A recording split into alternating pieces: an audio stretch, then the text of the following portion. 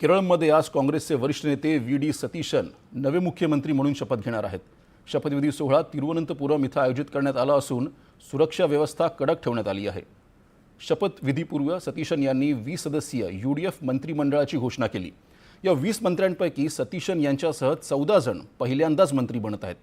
राज्यपाल राजेंद्र अर्लेकर यांना मंत्र्यांची यादी दिल्यानंतर त्यांनी सर्व मंत्री एकत्र शपथ घेणार असल्याचं सतीशन यांनी सांगितलं। काँग्रेसला मुख्यमंत्रीपदासह 11 मंत्रिपदं मिळाली आहेत, तर IUMLला 5 मंत्रिपदं देण्यात आली आहेत।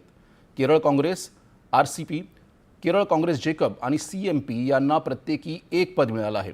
14 मे रोजी काँग्रेसनं व्ही.डी. सतीशन यांची मुख्यमंत्रीपदासाठी निवड जाहीर केली होती। नुकत्याच झालेल्या केरळ विधानसभा निवडणुकीत UDFनं 2/3पेक्षा जास्त बहुमत मिळवत मोठा विजय मिळवला होता।